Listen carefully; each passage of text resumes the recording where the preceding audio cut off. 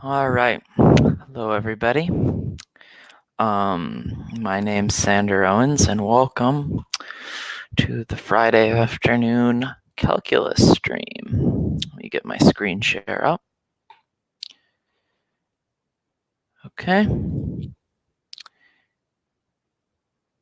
And all right. And if you can hear me and see me okay, please let me know so that just want to make sure my tech is all working. Or if you're not here,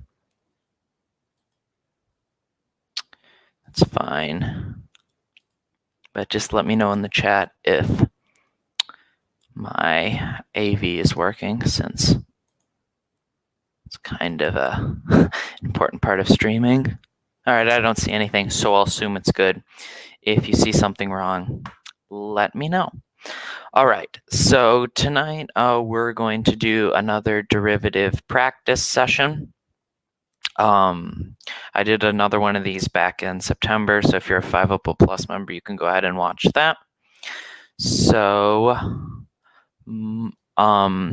these are where you can find us on social media, Twitter, Instagram, and YouTube. And if you want, these are great places for you to get in touch with us. And if you want to see more of what we're doing, because we offer quite a few AP subjects.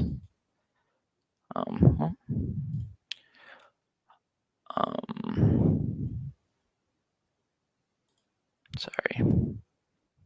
Whoop. Good grief. Okay. So, on tonight's agenda, we will begin by, oh great.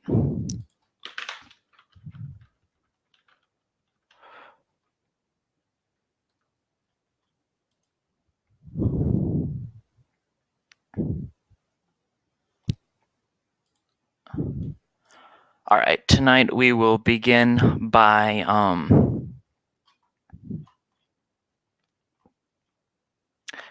I've done my introduction. We'll review some previous derivative rules that we've learned. I'll do some we'll learn a couple of new rules. We'll do some practice problems, and then we'll have a Q&A. So, sorry, just a second. I've got to toggle my video just for a second. Okay, sorry, just...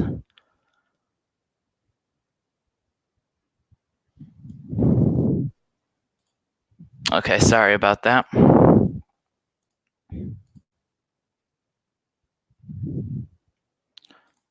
Okay. So, and then we'll do some practice problems, and we will have a question and answer section following. All right, and feel free, this is a live question and answer session. If you want to jump in at any time, I'm happy to answer any questions you might have. And we have some opportunity if you want to drop some practice problems in the chat. That would be fine, since that's what we're here for. All right, so let's review our first rule. That's the power function rule. This is probably the first rule you learned when you were first learning derivatives. I just want to make sure everyone has a good handle on that.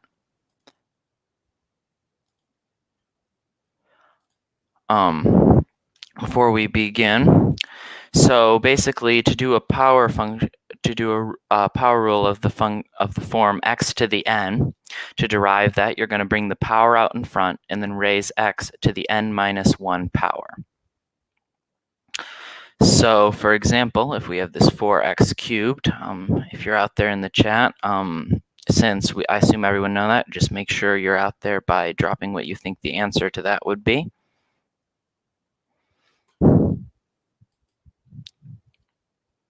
If you can see me. Yeah, that's exactly right, Emma. So you're going to move that 3 out in front, and you're going to get 12x squared.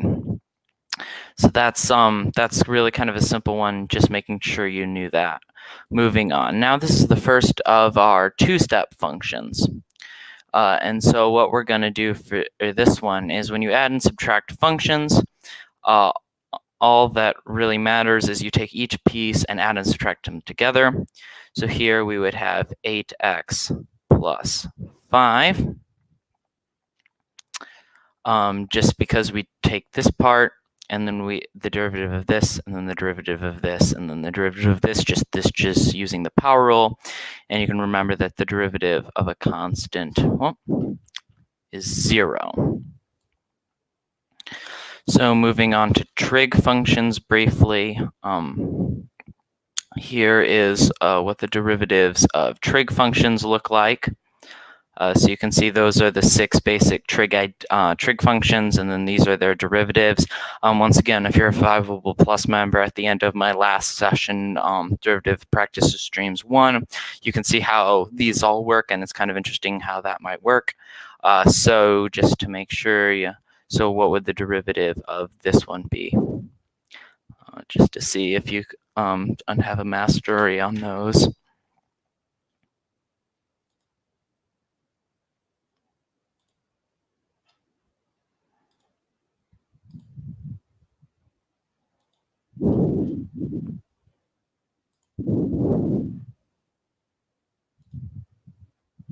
Yep, right here on the ball.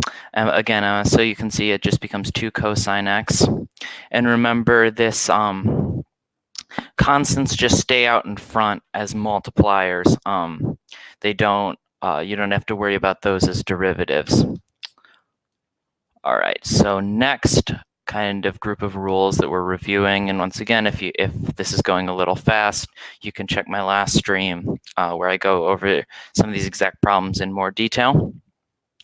So for the product rule is where you first start to have to do some sort of algorithm. So the kind of word way to remember this one is it's the first times the derivative of the second times the second times the derivative of the first. And remember, because addition is commutative, it doesn't really matter which one you do this, so in order can kind of get fudged around a bit. So for this one, we're going to take the first and multiply it by the derivative of that one. And to that, we're going to add the second times the derivative of this, simple power rule. And if you wanted to clean that up, you would probably move that out front, just because normally you're going to put power functions before trig functions. Once again, that's just kind of a convention that you do. It's really kind of silly that you do it that way, but you don't even really have to do it most of the time. On the AP exam, they unless it says simplified form, you can leave it kind of a mess because AP exam graders do actually have some sort of sympathy. They are not just robots, they are human beings, and they do. Oh, hi, Tam. Thanks for stopping by. They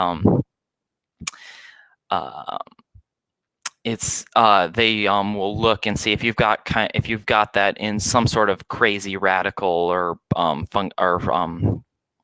quotient form. They won't really care as long as you've got the answer. Then once again, as long as it doesn't say that it has to be expressly simplified. All right, so now on to the quotient rule, and this one is, as you can see, it's a kind of a behemoth. So the quotient rule again, once again, for those of you who haven't learned, is the bottom times the derivative of the top minus the top times the derivative of the bottom over the bottom squared. Now that's I know that it seems it's a bit complicated, but once you do it, you'll just kind of get the hang of it. And once again, because division and subtraction aren't commutative, as you probably learned in elementary school. This means that it does matter which order. On this one, you can switch these two terms around, but for this one, it actually does matter. So which order you get these in. So let's just quick do this one. So if we've got our g, which will be 2x, and our f, which will be this 3x squared plus 1. You can see that we'll have the bottom times the derivative of the top, once again, simple power function, minus the bottom times the derivative of, or the bottom, wow, sorry, tripping over my words here, times the top, which is green, times the derivative of the bottom, which is 2 over the bottom squared. And once again, you can simplify that into what would it be, 12x squared minus 6x squared plus 2. And another thing is, throughout the stream, I like to kind of chuck in things that were kind of my struggles during, reviewing for the exam and taking the AP exam. One of those for me is you find that one of the first things that you forget under pressure is simple algebra. And don't worry if you've experienced that on your test before. You're not alone. I've got a lot of people who, joke that we can't do arithmetic without a calculator anymore. And that's completely fine. So just remember, on the bottom square, don't just square the power. It is indeed this 2x quantity squared is 4x squared. Just a little tip: don't always remember that. Don't forget that in a moment of when you're under stress. Always make sure remember where your parentheses are, especially since, as you can see, your handwriting often gets kind of messed up under stress. So always make sure that you've got a clean head and make sure you've got all your algebra right, since that's something you've probably been doing by years if you're taking calculus. All right, enough of that. Now moving on to the chain rule. Now you'll use the chain rule when you have two functions inside of each other, or as the name suggests, chained together. So what you're going to do here is that the way my teacher taught me is that you're going to want to work from the outside in. So what that means is if you're taking the derivative of f of g of x, you're going to want to take the derivative of f with g as x in the middle, and then you're going to multiply it by g prime. And you'd keep using that sort of algorithm if you have three functions. So if you've got f of g of h, you do f prime of g of h times g prime of h times h prime. And the chain rule is one of those sneaky ones. It kind of sneaks up on you. Like, for example, here we can see that we've got sine squared x, and you're like, well, that doesn't really look like two functions inside of each other. But if you break it down, you might remember that sine squared of x is just the mathematical shorthand way of writing sine x quantity squared. And so there you can clearly see we've got this sine x inside of our squared inside of our power function. So then we have to chain rule that. So this function would be an application of the chain rule. So how this might look is you'll just do this you'll derive the outside with normal, like normal, and you'll see it'll be 2 sine x, and you're like, well, why don't we derive sine x? That's because, as I mentioned earlier, that g of x, so your g of x function is sine x, and your f of x function is x squared. So just let the sine x just kind of sit there while you derive the outside. Sort of like I almost imagine if you've got two spheres that you need to twist to unlock inside of each other, you unlock the outsphere, but you don't do anything to the middle in it. Or when you're taking apart one of those Russian nesting dolls, you take apart the outside without doing anything to the inside. You can't just rip it all apart. So you've got to do it a layer at a time. All right, now so those are our review of some rules. And now let's look at some new rules. So these are some new one-step derivatives that we haven't covered yet here on our review streams. And these four primarily have to do with logarithms and exponential functions. So we'll begin with the easiest. The derivative of e to the x is e to the x. Not much to it. This is because you'll find that if you look at these derivatives, the pattern will follow that the natural log sort of is at the core of all of these derivatives. And so this one, this is kind of the core of these four, so it makes sense that, the derivative of e to the x is just really the simple e to the x. All right, so our next rule is a slightly different one. If we've got just any exponential function, b to the x, the derivative of that is b to the x times the natural log of b. So what that'll look like is that the derivative of that. So we'll see that we just rewrite that function like e to the x, but because it isn't e to the x, we've got to kind of make it more like e to the x. We multiply it by the natural logarithm of 2. And just making sure you remember from previous courses, ln of x is of course equal. So that's why. So that's how that works. And this fact and that becomes actually a really interesting way in which this next rule, the derivative for any logarithm, is calculated. And so you can see I have the derivative of the common log above the derivative of the natural log. And that seems kind of logical because the natural log is this special version, so you'd think it would be special. But when we're dealing with derivatives, it's actually the other way around, which is really kind of interesting. So I'm actually going to skip that one and look at this derivative. So the derivative of the natural log is just the natural log of x is just 1 over x. And that's, once again, that's kind of a simple rule. You'll notice these two, e to the x and ln of x, these are kind of deceptively simple, and there's a reason for that. I won't go into it now since this is just more of a practice stream, but you can, if you use the definition of the natural log, you can see why those are. Anyway, I digress. So going back to this one, you can see this is kind of complicated, and you can see it kind of follows some of these other patterns, but we're going to look at why this is that way. So if we've got the log base b of x, you might know that by the change of base rule of logarithms can apply here, and if we change it to base e, so log base e, using the change of base rule, we have log base e of x over log base e of b. And that's known as the change of base rule. So we're going to change these to some base e.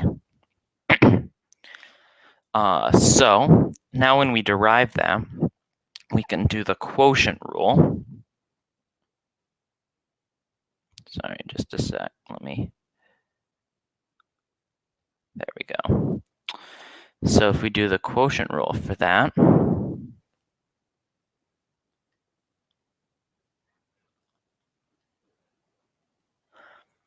we'll have the derivative of the. So if you do the quotient, sorry, I lost my train of thought there.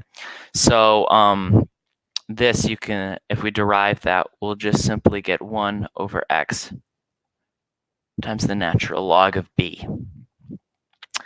And so that's kind of how this comes out of this. It comes out of here. So don't worry. If you forget this complicated rule, you can just remember that log base b of x is equal to the natural log of x over the natural log of b. And then if you derive this using the quotient rule, you'll get this, because remember, the natural log of b will just be a number. So when you do the quotient rule, that'll become 0. And so the quotient rule becomes much simpler. That's another kind of top tip for if you are doing derivatives. Remember that the natural log, or remember that you always want things in the quotient rule to equal 0. as often as possible. So I think actually I'm going to add a couple more rules. They're not in my examples, but just to kind of round out the most common examples that you're going to use, the most common rules that you're going to use. The inverse trig functions are another set of rules that are really oftenly used in AP Calculus. So, and those are arc sine of x, arc cosine of x, and arc tangent of x. Now you can go about and you can go through and do the trig derivatives for these using trig, but just suffice it to say the derivative of arc sine of x is 1 over the square root of 1 minus x squared. The derivative of arc cosine is negative 1 over the square root of 1 minus x squared. And the arctangent of x is just 1 over 1 plus x squared. And like I said, in class you might have done the trig derivatives of these, found the derivatives using trig. You can see that they're basically just applications of the Pythagorean theorem here. But so those are the three inverse trig derivatives that you might see used. Like I said, I don't have any practice problems prepared for those, but we can go over those later if you guys have any practice problems that you want to do that use any of those. All right, so now we're through kind of the introductory part where we review all these rules. So now we can go over and we can do some practice problems that I've prepared that use a combination of these rules, both the rules for combining functions, the chain rule, power rules, exponentials and logarithmics, and the trig derivatives. So this first practice problem. We can see that we've got these four individual functions, each joined by addition, which means that we're going to take the derivatives of these and add them all together. So let's do this piece by piece. So the derivative of 5 to the x is going to be, that's like we just learned, that's an exponential function. So it's going to be just that same thing repeated, but with the additional ln natural logarithm of 5. Then we've got three power functions here. Well, this one, we'll get to this term later. But our next part, we'll just add the derivative of this. So we'll multiply that and raise it to 1 less power, 8x. And to that, we'll add the derivative of this, 6x. So that just becomes 6. Now, intentionally, I've made this a little bit complicated. You can see we've got this big complicated fraction with 152.354 and pi. But the thing you have to remember is that it's a constant. A number is a number, and the derivative of any number is 0, because if you remember, that is really just that constant whatever times x to the 0. So we multiply that and it becomes 0, and it just all cancels out. So that's that problem. Now this next problem, you can see we've got the sine of x over the common log of x. So in the chat, what do you think the basic structure that we'll be using, how are these two functions combined, in other words?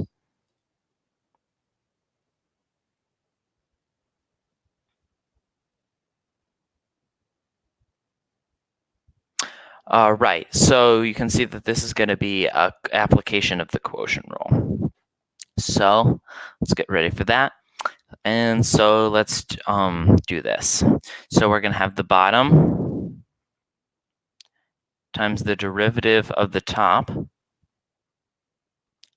minus the top times the derivative of the bottom. Now you can see we just have log x, and if we go over to our and if we look at our rules, we remember that we need this base. So this log x is what I think it's termed the common log. So this basically means it's a shorthand for writing log base 10. And just a brief kind of disclaimer, this is what the log button on your calculator does. So you have to do a separate command for log base b. I think on TIs it's in the math. If you punch math and then you can scroll down, you can see log base b. Just a quick shortcut so that you don't have to do the change of base rule for every logarithm, although that's what your teachers may have told you. It saves a ton of time to just do the shortcut way. All right, so we're going to multiply this by the top times the derivative of the bottom, which is just going to be, oh my, hang on, which is just going to be using this rule. It's going to be 1 over x, which is just going to be x, times the natural logarithm of the base. And this will be over logarithm x squared. And just for fun, we're going to simplify this. So it would be log x cosine x minus 1 over sine x, or x sine x ln 10 over log x squared. And if you really want to simplify this down, and let's actually keep simplifying, decided. So we can split this, subtract from that 1 over x sine x ln 10 over log x squared. And then if we see what this will do, this will cancel. And then when we multiply by the inverse of that, it'll just become 1 over that. So that's that problem. So moving on to our next problem, we can see we have ln of x sine x, and this will be a product rule. So what we're going to have is we're going to have the first times the derivative of the second, and to that we'll add the second times the derivative of the first. And if we just simplify that,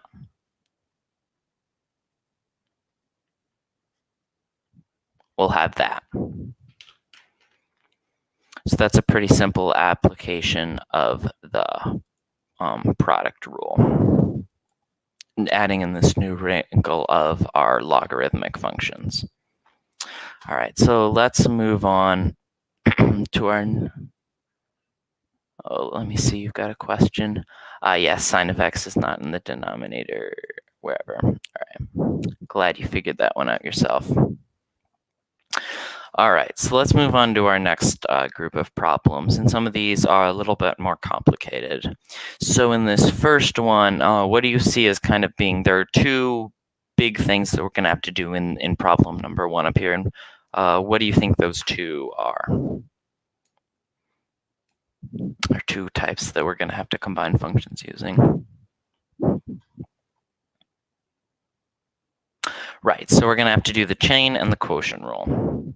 So if we look, we always want to start, even with the chain rule, like the chain rule, with derivatives in general, you got to work from the macro level to the micro level. So you can see that the whole thing is encased in a quotient rule, which means we're going to have to do the quotient rule first.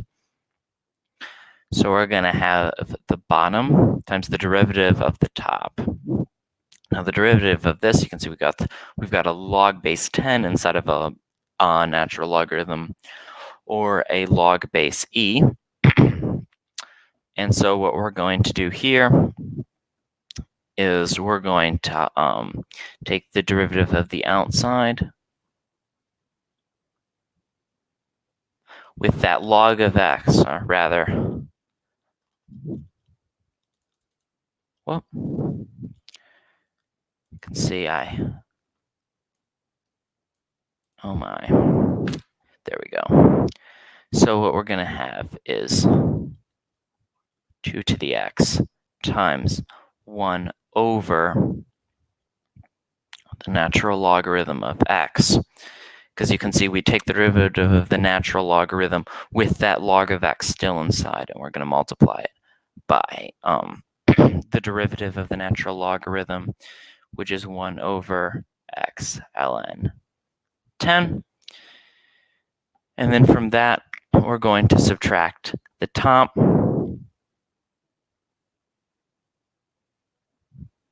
times the derivative of the bottom, which will just be 2 to the x ln 2 all over the bottom squared.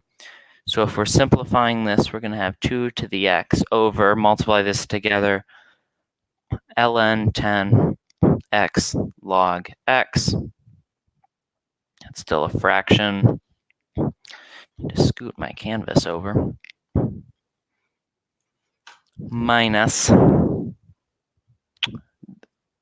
this mess, ln of log x times 2 to the x ln 2 all over the bottom squared, and 2x to the 2 would become 4 to the 2x, I believe. Don't quote me on that. No, yeah, it would become 4 to the 2x. Sorry for the doubt there. All right. So let me erase all of these annotations.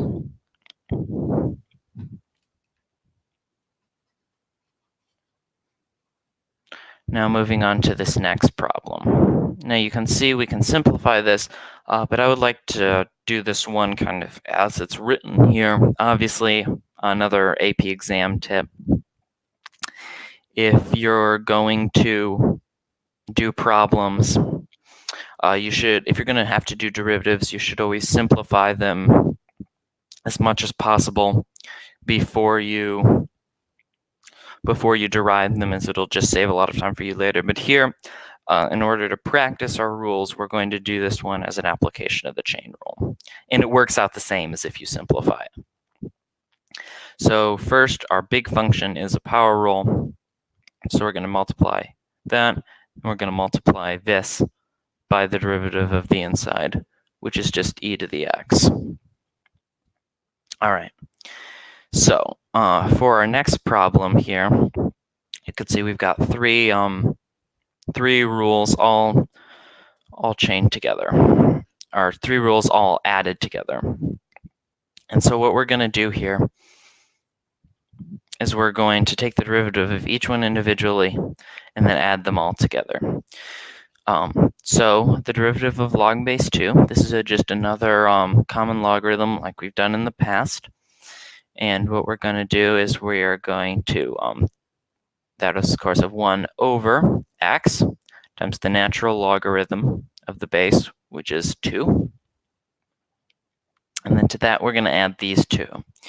Now, radicals are another thing that we want to simplify. And radicals can be expressed as fractional powers. And so basically how that works is if we have the 8th root of b to the x, or of x to the b, that is equivalent to x to the b over a. And if that's kind of difficult to remember, you can remember that by remembering that the square root of x is x to the 1/2, so that you can kind of extrapolate how that works. So, knowing that this is x to the 1/2, we just treat it like any other power rule. And we have 1/2 times x to the negative 1/2. And then to that, we're going to add the derivative of this. And once again, this is another radical, or a power hiding as a radical. So that's going to be x to the 1/3. And so what we're going to do here is we are going to treat this once again like any other power. We're going to 13x to the negative 2/3. And so now this can be done as a little bit of simplifying. So we have 1 over x ln 2. This, we remember that negative powers are really fractions. So we've got 1 over 2x to the 1/2 plus 1 over 3x to the 2/3.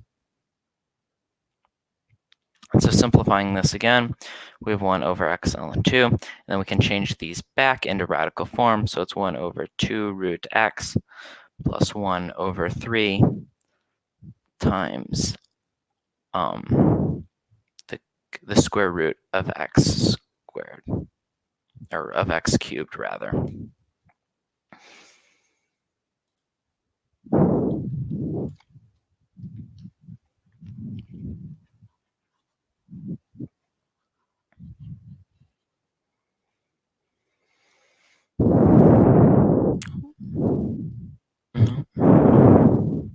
Sorry, still working out this new interface. I've switched. It's a lot better than the old one. It actually allows me to draw on without having to show you Microsoft PowerPoint. But there's still some quirks that need to be ironed out. All right, so moving on to my final practice problem of the night, tangent x times sine to the 4th of x. So this once again, so this is another combination of a chain and a product rule. So if we rewrite this to make that more apparent, we've got tan x times sine x to the 4th power. So we're going to have the first times the derivative of the second. So keep that, remember, keep this intact, times the derivative of that. And to that, we're going to add, well, come back here, the second times the derivative of tangent, which, if you recall from our trig identities, is secant squared of x. So simplifying this a little bit, we get tan x, and remember that this, we're going to change that back into this notation, plus sine to the 4th x secant squared x, and we can actually do a little bit even more simplifying, because we can see that we've got sine cubed x in every term.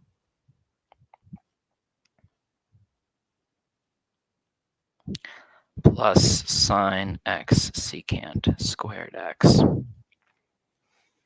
All right, so that is that problem. And so now we have we've got about 20 minutes left. If there's anyone out there who has their own practice problem that they would like to see done, there's a problem that they're struggling with that they would like help with, as long as you think that it would be within, reasonable, as long as you think it would be, of course, okay for you to be helped with it, you can go ahead and drop it in the chat if you've got any sort of problems. Otherwise, we can just keep doing some more that I'll kind of come up with on the spot, since those are all the ones I have those are all the ones I have prepared. All right, I don't see anything coming in. That's okay. Just a second while I finish clearing all of these off.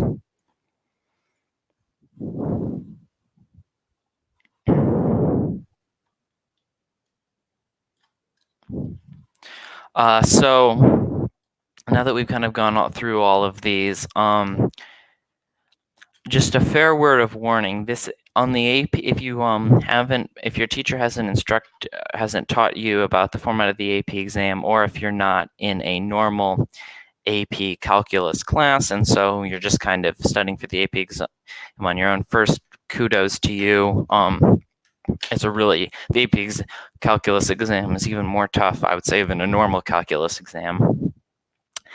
And so it's really difficult. And so AP exams, as you know, if you've taken any other AP classes, are much more elaborate in format. than than just a normal classroom exam. And so part of that is that you don't just have simple do this math problem as much.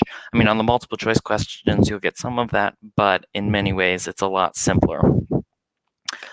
Or it's a lot more complicated, rather, because you're not just doing things algorithmically, especially on the free response questions. So what you're going to have is you're often going to have it where you have multiple where you won't just have a simple do this derivative. It'll be incorporated into all the concept you've learned in this course, so it won't just be organized on a simple kind of unit by unit basis. So oftentimes this derivative will be part of like the integral, which you'll learn about later, or you'll have to do it as part of a limit problem. And so just a really kind of important tip that I have is getting these derivative rules down pat, so it just can become kind of the easy part of a problem. I'm still not seeing any practice problems, so just a second, I'm gonna go dark while I take a short break, breather, and then I'll be back in like 30 seconds with some more practice problems. So sorry for the brief intermission, but I'll be right back in like 30 seconds.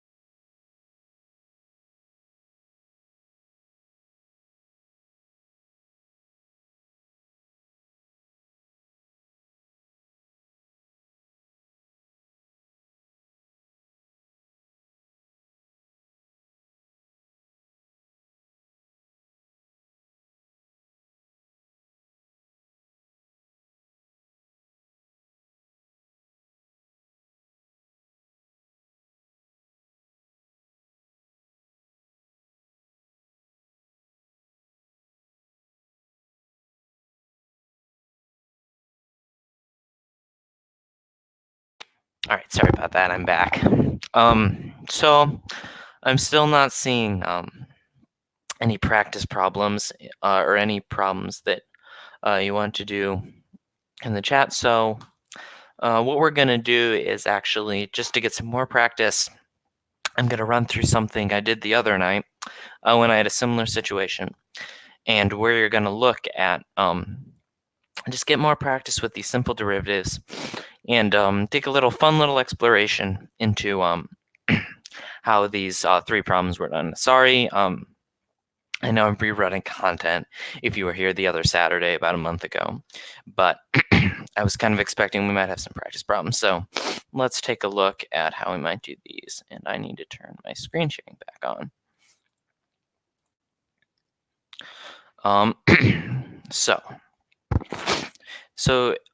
given what we're going to say is that given these two rules, how might we find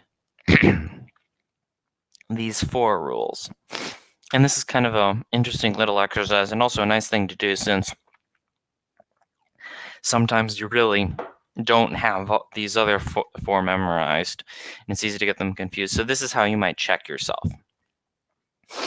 So if you remember that sine is cosine and cosine is negative sine, because for perfectionists like me, getting a C is negative. That's how I kind of remember that. Let's look at how we find these four derivatives. So for tangent x, we're going to have sine x over cosine x. And what that will be equivalent to is, that you can see we're just going to do a simple product rule here again, or a simple quotient rule here again. So what we're going to do is we're going to take the top, or the bottom, times the derivative of the top, minus the top,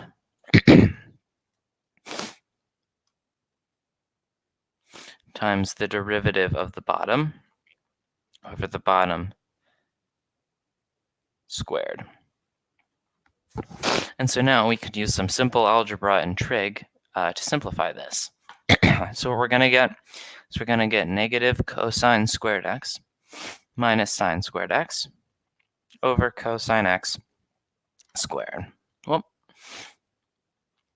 and this is where you kind of need to use your knowledge of a little bit of trig. And something you might notice that this looks kind of suspiciously familiar, and you'll notice it might look even more familiar if we pull a negative out. We've got sine squared x plus cosine squared x over cosine x squared.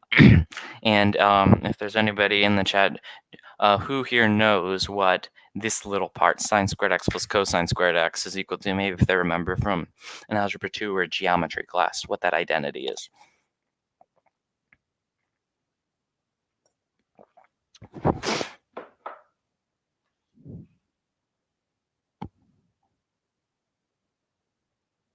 All right, I'm not seeing anything. So you might remember that this is a trig identity that's equal to 1.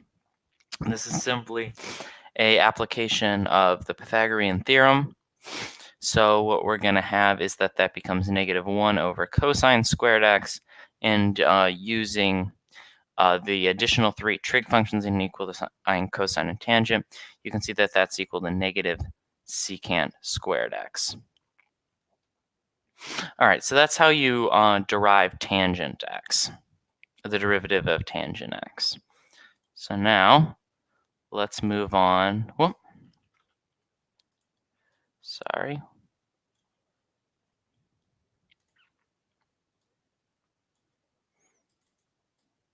Oh, it's not deleting for some reason. I'm going to have to do this way then.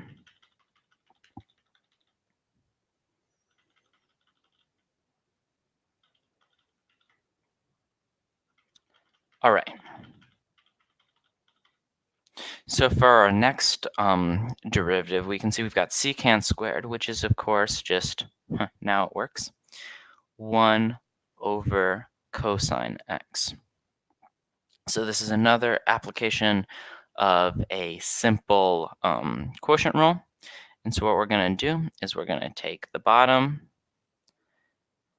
multiplied by the derivative of the top minus the top times the derivative of the bottom over the bottom squared. Now, if we simplify this, we have sine x over cosine squared x. And you're thinking, well, that doesn't look a lot like secant times tangent. But if we simplify this to what it is, you can see that we've got sine x over cosine x times cosine x, which is equivalent, of course, to tangent x times 1 over cosine x, which is, again, equivalent to secant x tangent x. All right, so there's that's how you find the derivative of secant. Our next rule is cosecant. So what we have is and you might know that cosecant is, of course, equivalent to 1 over sine. And that's another thing to remember, another thing to not get confused under the pressure of an AP exam, that sine x are that sine and cosine, it's backwards for cosecant and secant. So remember that sine, 1 over sine is cosecant, and 1 over cosine is secant.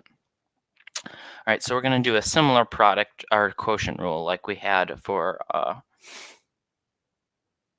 like we did for secant. So it's going to be the bottom times the derivative of the top minus the top times the derivative of the bottom over the bottom squared. And so And so simplifying this again, we're going to see that we get negative cosine x over sine squared x. And once again, it doesn't look a whole lot like this, but you can maybe see where this is going. If we simplify this, we get negative cosine x over sine x times sine x. Just 1 second.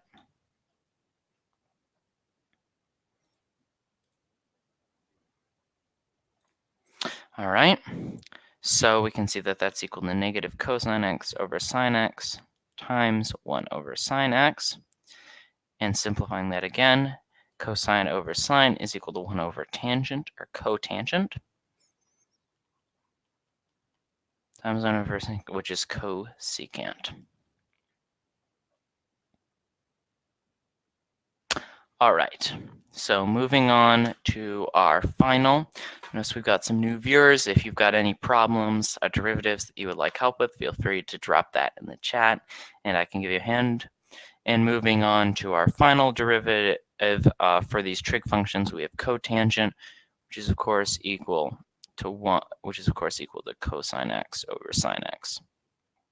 And this will kind of be the opposite of our tangent derivative, but just to tease this out, or not rather tease this, but just to kind of figure this out, we have the bottom times the derivative of the top minus the top times the derivative of the bottom all over that bottom squared. So what we're going to have is we're going to have negative sine squared x minus cosine squared x. And once again, that'll be 1. So it'll become negative 1 over sine squared x, which is equal to negative cosecant squared x.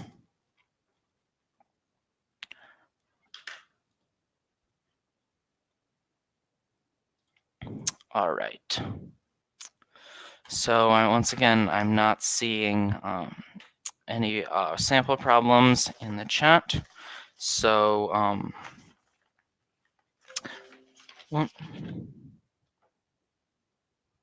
sorry, gotta quick check something. All right. So what we're going to have here is so that's all of my trig derivative examples. So let's go over here, and I'm gonna just for fun make up, or rather, hang on, so let's look a little bit more actually, since we've got about 7 more minutes. Let's take a look at our at those arc sine, arc cosine, and arc tangent again. So let's do something like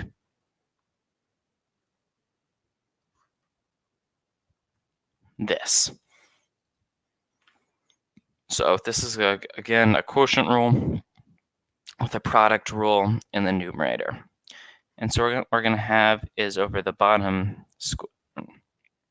So let's just put that all over the bottom squared first, and then let's move on to doing the numerator of this derivative. So we're going to have the bottom times the derivative of the top, which is going to be a product rule, or it's going to be a product rule. So we're going to have the derivative of this first function, which is 1 over the square root of 1 minus x squared, times the second function plus arc sine x times cosine x. We're still all over this, minus the top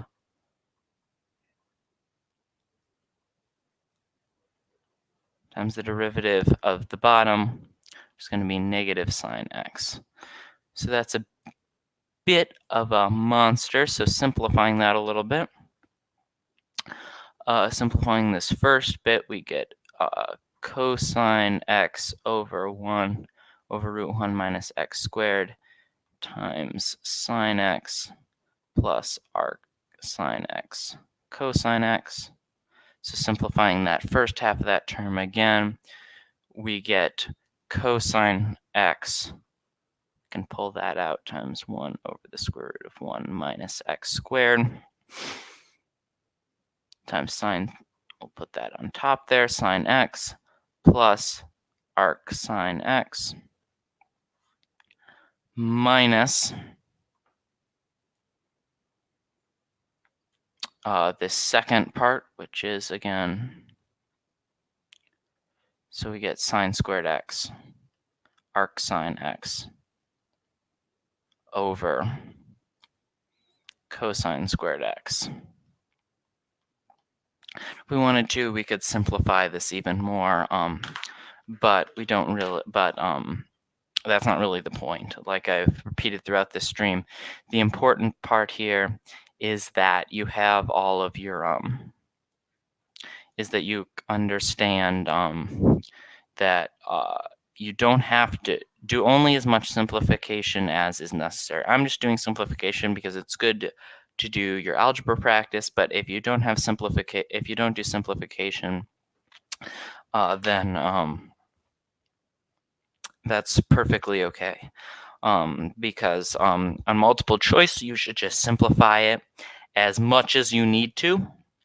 So as much as you need to get the answer. So for example, if you just need to get it as simplified as you can in order to see if you can see which choice it is. Now be careful. They're very good at a typical AP multiple choice question with 4 answers, or with 4 or 5 answers. For this works for any. I took the AP US History exam. I've taken the AP Spanish exam. All of them work kind of similarly to this. So if you've got 5 answers, you'll have what it'll normally look like is you'll have you'll have 3 plausibles, a good answer, and then the correct answer. And then these two. So this is what your typical AP multiple choice question will look like. Whether this is mathematics, history, like I said, or otherwise. You'll have 5 answers. All of them seem right. So if you're doing a history question, they'll all have kind of terms or buzzwords, if you like, around the theme of the question. And so what this will mean is that they'll all be plausible, but 2 of them, you should always try to strike out ones that don't quite make sense in the context of the question. So for example, they might just contain the wrong greater rule form. They might use an incorrect definition, like they might use for example, there are 2 definitions of the limit. There's the definition of the limit as x approaches infinity, and there's the definition of the limit as h approaches 0. They might use the wrong definition of that, so they'll be out of context. Rule those out immediately.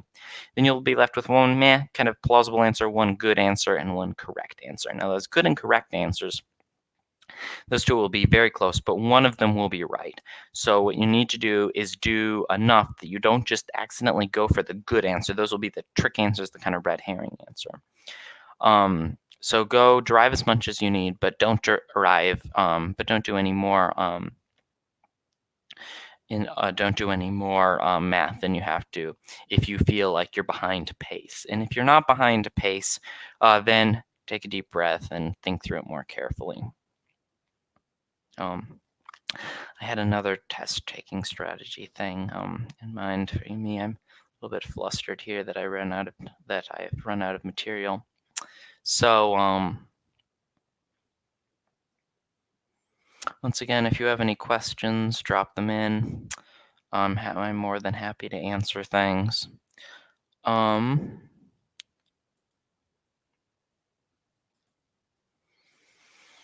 Right, I think that's about all I have.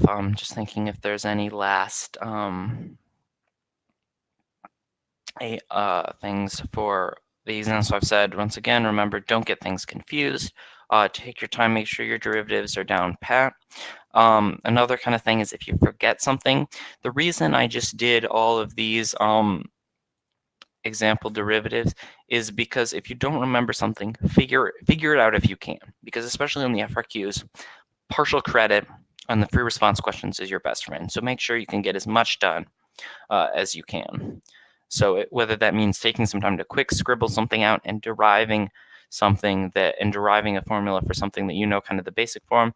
So if you know those, if you know your core derivatives, that's fine. If there's another one and you have time, always kind of scribble that out. And my final kind of test taking strategy that I'm going to leave you with is approach things strategically for how you best do them. If you're kind of one of this person who looks at an exam and kind of goes from easy to hard problems or hard to easy problems, do that. Don't feel constrained because the AP exam is kind of a very open, is a very kind of open, and it's all about how well you can reason. So don't be afraid to kind of skip around as long as you get everything done. All right, so that's it. Thanks for everyone who stopped by. Remember to follow us at Think Fiveable on Twitter and Facebook and Instagram, so you can see some of the things that are happening with us. Also, I believe we've got YouTube. I know we don't have Facebook, but I said so. Follow us on Twitter and Instagram and YouTube, so you can get updates of what we're doing. And remember, because you're here, that's great. That means you already really care. So thanks for stopping by, and I'll see you around.